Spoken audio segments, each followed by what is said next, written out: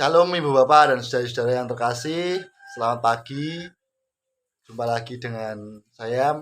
Mari bersama kita mulai doa Rabu pagi dengan nyanyian berbahagia tiap rumah tangga.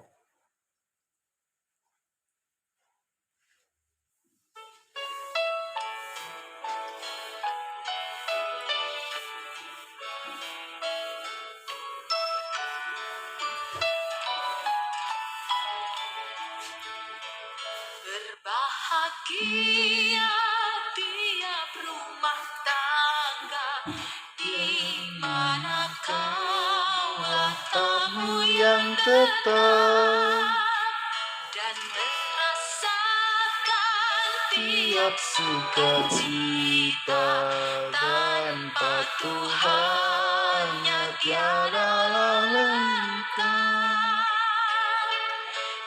Mana hati gilang menyambutmu dan memandangmu dengan berseri. Tiap anggota menanti sabdamu dan mengadakan firman yang kau beri. berbahagia Rumah yang sepakat iman sehati dalam kasih-Mu, serta tekun mencari hingga dapat damai kekal di dalam tenang. Nah, cita dibagi si semakin teguh. Ingatlah Tuhan, Dia ada lagi Sebabnya memberi berkat penuh.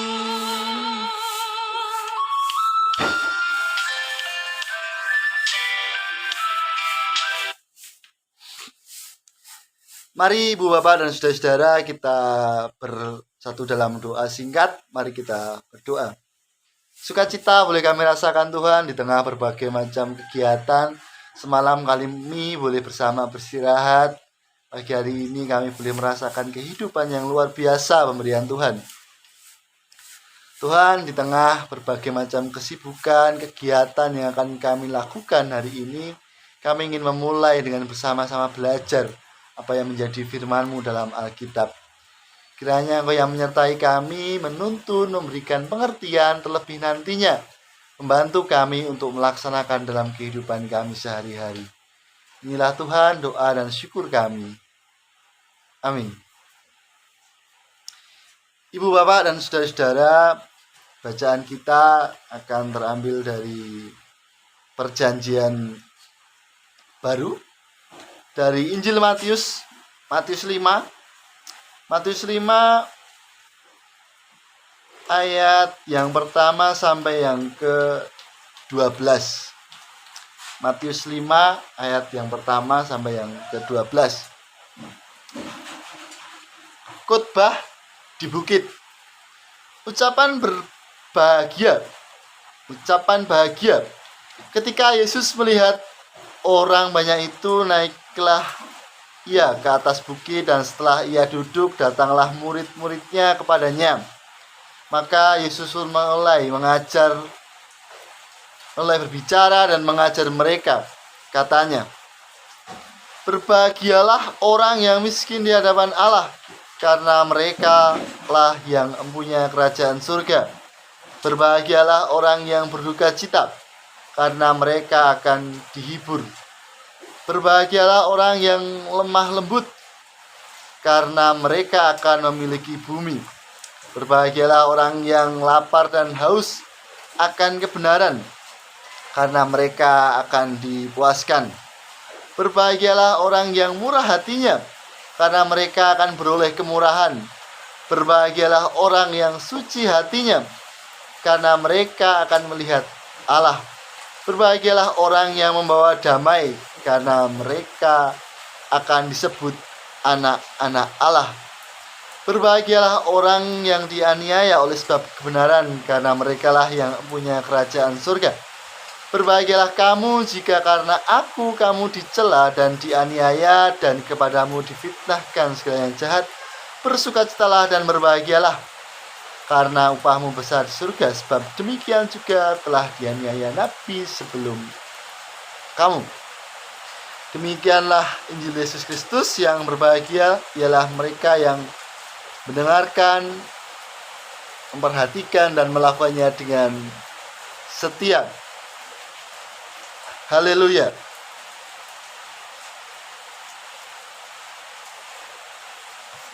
Ada seorang yang mengalami kecelakaan, seorang pemuda. Kira-kira seusia dengan saya, 20 sampai 21 tahun. Pemuda itu menggunakan motor Vixen. Nah, seperti motor saya itu. Vixen di Blombong. Dia kecelakaan menabrak mobil yang sedang parkir. Dari arah berlawanan, mobilnya diam. Dia tidak memperhatikan kalau ada mobil parkir. Jeder. Pemuda tadi langsung tidak sadarkan diri. Dan ketika terbangun sudah berada di rumah sakit. Lalu dalam bingung remang-remang bertanya, "Saya di mana?" Dia kemudian diceritakan kejadian yang dialaminya oleh seorang dokter. Lalu sangat bersyukur bahwa dia masih boleh hidup meskipun mengalami kecelakaan yang dahsyat. Bahkan mungkin bisa saja ia mati karena kecelakaan menabrak mobil yang diam tadi. Hingga pendeta, pemimpin rohani dari pemuda tadi itu datang menjenguk dia.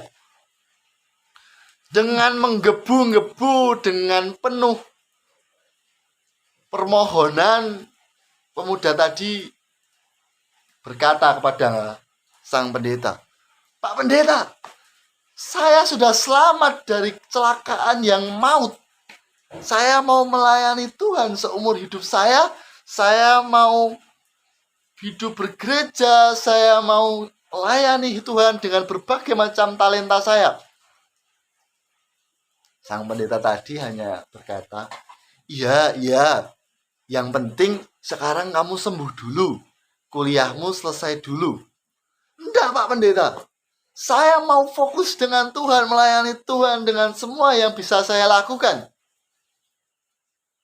Dengan menggebu-gebu, pemuda tadi terus bersyukur mengucapkan permohonan untuk sembuh, hingga janji-janji seolah dia nanti akan hidup benar, hidup baik untuk kemuliaan Tuhan.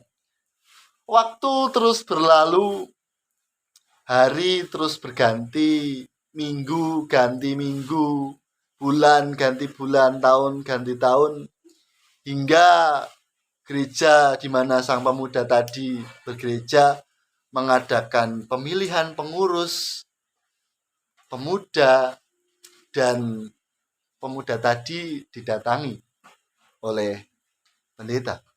"Mas, mau jadi ketua pemuda ya Mas ya?" Ibu bapak dan saudara-saudara bisa menebak apa yang menjadi respon dari pemuda tadi? Ya, bukan langsung mengiyakan, tapi malah, "Pak pendeta, sebentar, saya masih sibuk kuliah. Sebentar ya Pak, saya belum punya pasangan hidup. Sebentar ya Pak, orang tua saya masih membutuhkan saya dengan kegiatannya di rumah. Sebentar ya Pak, saya masih merasa belum layak untuk melayani Tuhan lewat kegiatan di gereja." Lalu dengan tersenyum, pendeta tadi berkata, "Mas, mau kecelakaan lagi?" "Loh enggak. Loh kok Pak Pendeta malah mendoakan saya supaya kecelakaan?" "Loh, saya dulu mendengar bahwa Mas berjanji sedemikian rupa ingin melayani Tuhan. Ibu bapak dan saudara-saudara, seringkali keterjebaan secara emosional menjadikan kita menggebu-gebu, meluap-luap apa yang menjadi perasaan kita, apa yang menjadi pengharapan kita. Dan kita lupa bahwa hidup juga terus berganti, silih berganti perasaan rasa yang kita alami. Bacaan kita tadi memperlihatkan bagaimana Yesus berkhotbah. Yesus berkhotbah di hadapan mungkin banyak orang. Ada yang menarik dalam apa yang dikhotbahkan oleh Yesus. Pertama, Yesus tidak berkhotbah dalam suasana emosional yang menggebu-gebu, dalam artian di gereja dengan bangunan yang megah, altar gemerlap. Enggak. Yesus berkhotbahnya di bukit. Mungkin dengan suara burung berkicau, dengan setiap orang tidak merasa terintimidasi. Saya merasa berdosa dan khotbahnya menghakimi. Enggak. Yesus berkhotbah dengan ucapan yang menurut saya menarik. Katanya adalah berbahagialah. Yesus mengawali khotbahnya dengan ucapan berbahagialah, hingga itu memberi daya emosi yang positif bagi orang yang mendengarnya. Ibu bapak dan saudara-saudara, kita akan melihat berbagai macam suasana emosi yang beragam ketika nanti merayakan peristiwa demokrasi. Di sini kebijaksanaan kita juga turut terolah. Bagaimana kita merespon apa yang di luar diri kita, kemungkinan yang terjadi, perlu kita waspadai.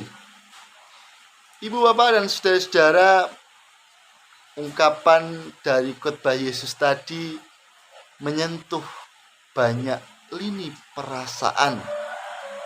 Ketika kita perhatikan, Yesus memperhatikan orang yang miskin, orang yang berduka cita, orang yang lemah lembut, orang yang lapar dan haus akan kebenaran, orang yang murah hatinya, orang yang suci hatinya, yang membawa damai, dan orang-orang yang dianiaya. Khotbah Yesus memberikan sentuhan sapaan kepada mereka yang mungkin tidak diperhatikan oleh masyarakat, oleh pemuka agama pada saat itu. Ketika kita memperhatikan dalam konteks relasinya, pemuka-pemuka agama dalam kisah di Alkitab seringkali dikatakan hanya mengulangi teks-teks yang ada di Perjanjian Lama. Dalam artian, jangan membunuh, jangan mencuri. Kalau kamu mencuri, nanti akan seperti ini. Kalau kamu berzina, kamu akan seperti ini. Jadi tidak ada kebaharuan secara emosional yang diberikan oleh pemuka-pemuka agama kepada masyarakat pada waktu itu. Inilah mengapa menjadikan khotbah Yesus di bukit ini sebuah khotbah yang disenangi oleh Mahatma Gandhi. Ibu bapak dan saudara-saudara, kita tahu betul bagaimana Mahatma Gandhi mengagumi sosok Yesus. Dia bahkan mengatakan bahwa saya mencintai ajaran Kristusmu, tapi seringkali kenapa orang Kristen tidak berperilaku seperti yang diajarkan oleh Yesus. Ibu bapak dan saudara-saudara, kita akan mengawali banyak hal yang terjadi dalam kehidupan kita. Mungkin berbagai macam persoalan silih berganti, perasaan silih berganti, ada duka, ada hampa, ada ketidakmengertian. Itu menjadi perasaan yang wajar kita alami. Tetapi Yesus menyapa kita dengan berbagai macam ungkapannya, dan pada bacaan kita tadi, berbahagialah. Amin. Saat teduh bagi kita.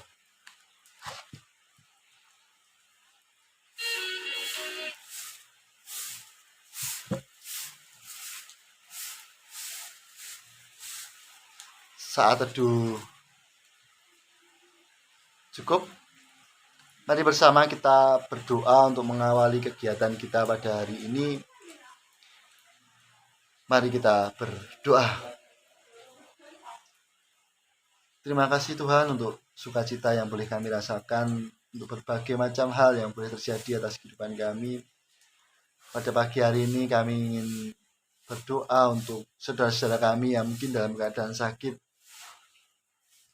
Kiranya Engkau yang menyembuhkan Tuhan, Engkau yang menemani dalam setiap proses kesembuhannya. Setiap usaha yang dilakukan, kiranya Tuhan yang memberkati, berikan kesabaran bagi setiap keluarga yang mengurus dan merawat. Tuhan, kiranya Engkau yang memberikan kemampuan bagi anak-anak kami untuk terus belajar, untuk memakai setiap kesempatan belajarnya. Tuhan yang memberkati anak-anak kami dalam mencari pekerjaan dan pasangan hidup. Tuhan memberkati kami dalam setiap karya pelayanan kami, sehingga kami dimampukan untuk saling berbagi bahagia di tengah berbagai macam persoalan hidup yang kami hadapi. Tuhan, kami tidak mengerti apa yang akan terjadi hari esok, namun kami yakin dan percaya bahwa penyertaan-Mu terjadi atas kehidupan kami. Engkau yang memimpin dalam setiap derap langkah pergumulan kehidupan kami. Inilah Tuhan doa dan syukur kami. Dalam nama Kristus Yesus kami berdoa. Mari bersama Ibu Bapak kita pujikan Yesus Juru Mudiku.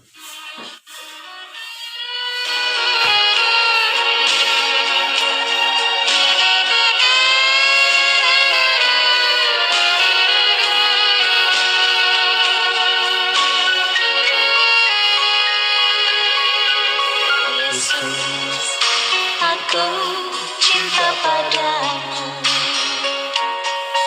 Hidupku ada dalam tangan-Mu.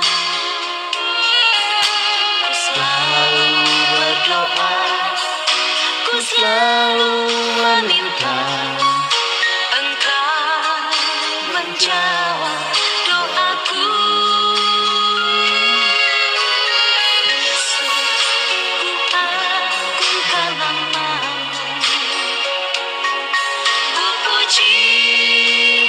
Semoga selalu dalam kesusahan, dalam kelimpahan, Yesus segalanya bagiku. Dan gelombang menerka kapalku, Yesus, Engkau juru mudiku. Akan tenggelam, ku tak akan goyah. Yesus penolong hidupku.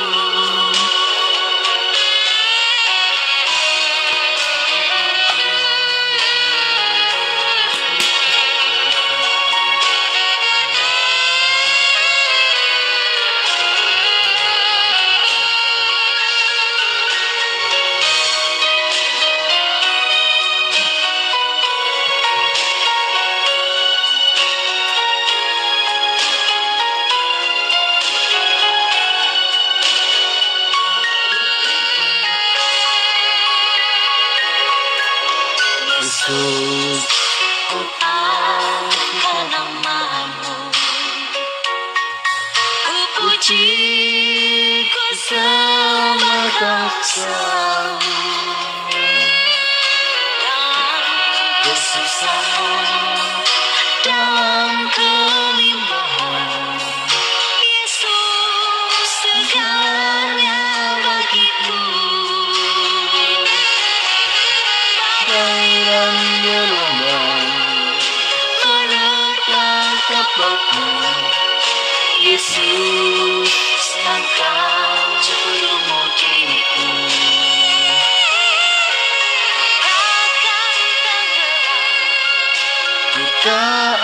akan goyang.